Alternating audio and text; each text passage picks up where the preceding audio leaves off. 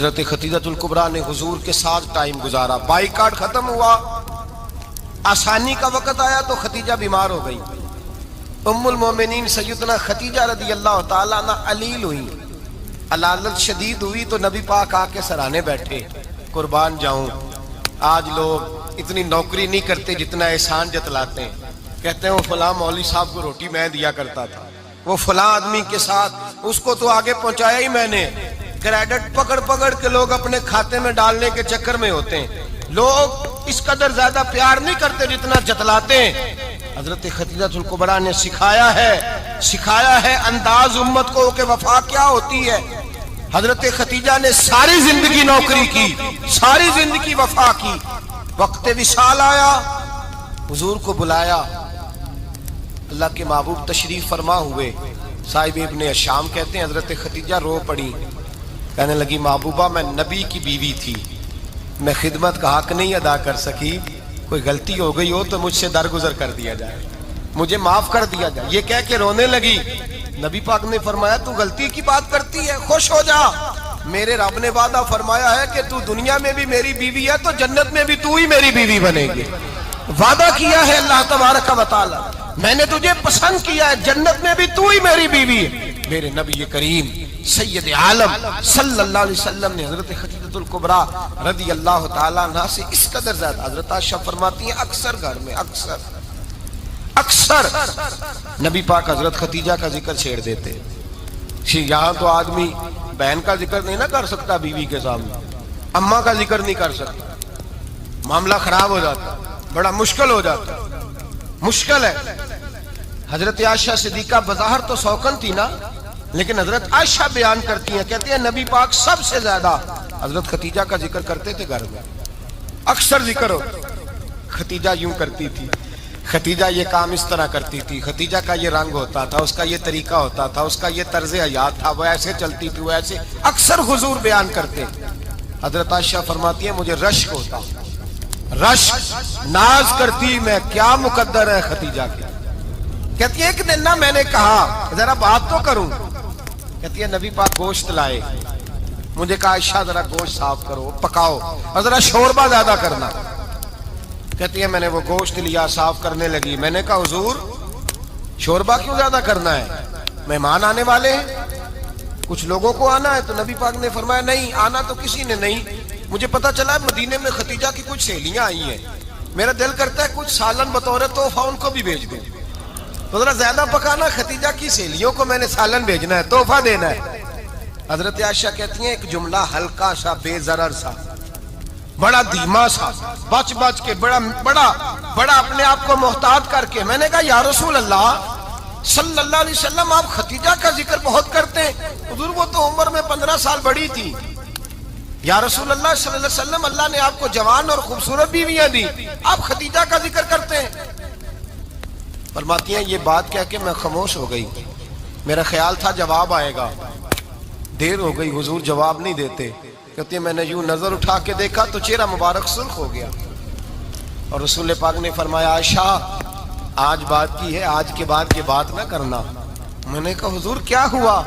فرماتے ہیں پہلے جلال تھا، پھر اچانک وہ جلال آنسو میں بدلا، اور حضور نے رو کے فرمایا عائشہ تم ساری بیویاں سکھوں کے وقت آئی ہو، خدیجہ تو میرے دکھوں کی ساتھی ہے، وہ تو میری آزمائشوں اور تکلیفوں کی ساتھی، اس نے تو میرے ساتھ وقت کٹھن بتایا، جب لوگ مجھے پتھر مارتے، میرے رستے میں کانٹے بچھاتے، میں پریشان ہو کے لوٹتا، اس کے ایک ہاتھ میں دودھ کا پیالہ ہوتا، ایک ہاتھ میں کھجوریں ہوتی، دودھ پلا کے، کھجور کھلا کے، بستر بچھا کے، روٹی دے کے کہتی محبوبہ غم نہ کرنا، اللہ بڑی عزتیں عطا فرمائے گا، اللہ بڑی شانیں عطا فرمائے گا۔ میرے رسول کریم سید عالم صلی اللہ تعالی علیہ وآلہ وسلم۔ اور پھر امام ابن حجر نے لکھا ہے، آپ فرماتے ہیں بعض لوگوں پہ حضور نے کبھی جلال بھی فرمایا، کبھی جلال بھی فرمایا، اور حضور کا جلال بھی بڑی رحمت والا ہے۔ نبی پاک نے فرمایا اللہ اگر میں اپنے کسی امتی کو جھڑک دوں تو اسے اتنا ثواب دینا جتنا تو فرد نماز کا ثواب عطا کرتا ہے۔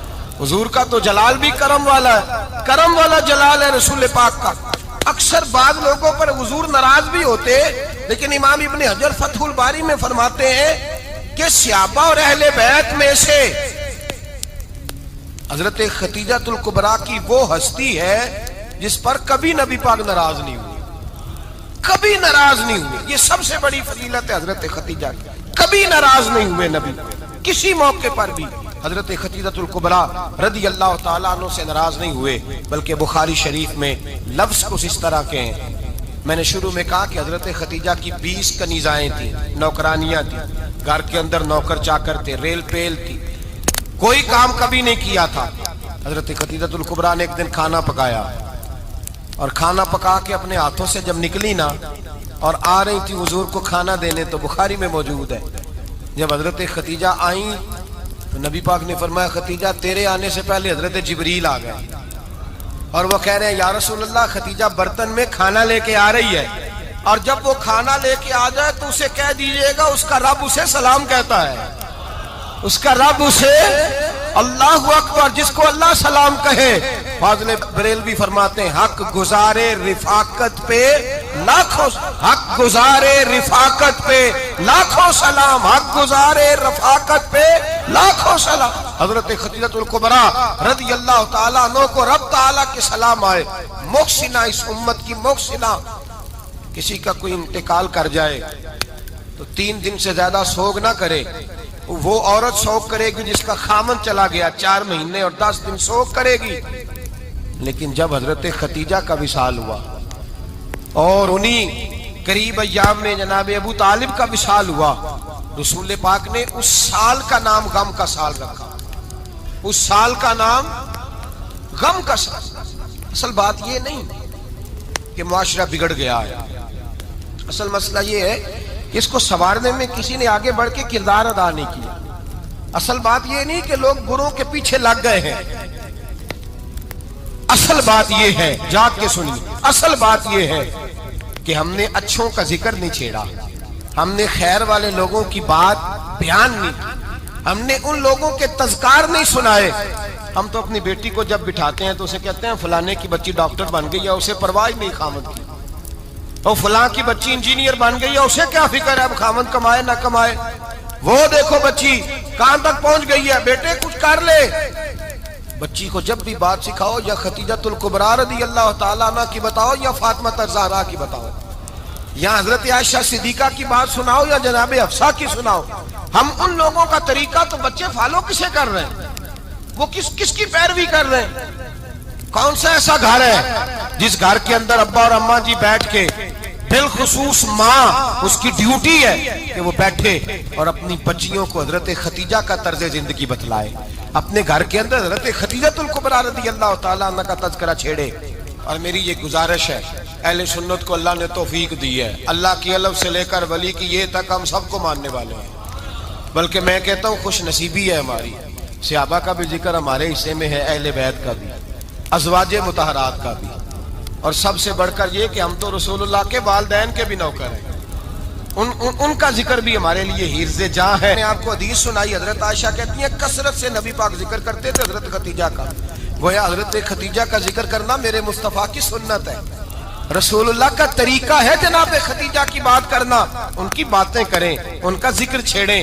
اس ماں نے صرف اپنے 6 بچوں کے لیے سارا کچھ نہیں کیا، اس ماں نے ہم سب کے لیے بڑا کچھ کیا ہے.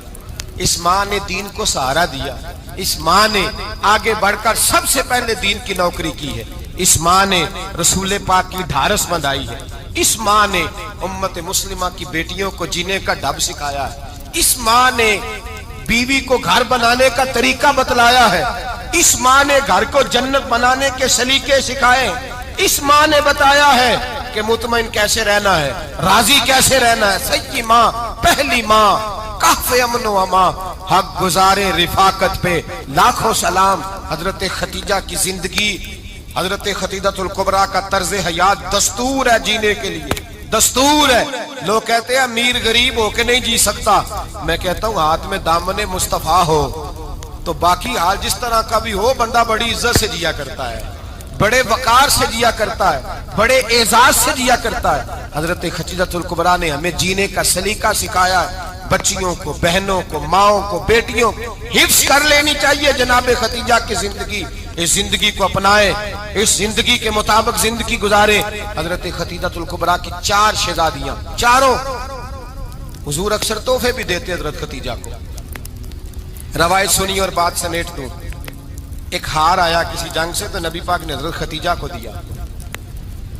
حضرت خدیجہ نے بڑی بیٹی کی شادی کی، جناب زینب کی بیٹی. اور بعض روایتوں میں ایسا بھی ملتا ہے کہ وہ تھا ہی حضرت خدیجہ کا. حضرت خدیجہ الکبریٰ رضی اللہ تعالیٰ عنہ نے اپنا وہ ہار بڑی شہزادی جناب زینب کا نکاح کیا تو انہیں دے دیا. نبی پاک کے بڑے داماد حضرت زینب کے شوہر بدر کی جنگ میں کافروں کی طرف سے لڑتے ہوئے آئے، وہ گرفتار ہوئے. حضور نے فدیہ مقرر کیا کہ اتنے پیسے دو چلے جاؤ. ابھی کافر سے نکاح کرنا ممنوع نہیں تھا، حضور کی صاحبزادی ان کے نکاح میں تھی اور بعد میں وہ مسلمان بھی ہو گئے. حضور نے جب اپنے داماد سے کہا نا لاؤ فدیہ دو تم بھی، انہوں نے مکے پیغام اپنی بیوی کو بھیجا. اور بیوی چونکہ حضرت خدیجہ کی صاحبزادی تھی تو خاوند کے حقوق جانتی تھی، خاوند پر اثار کرنا، قربانی دینا جانتی تھی.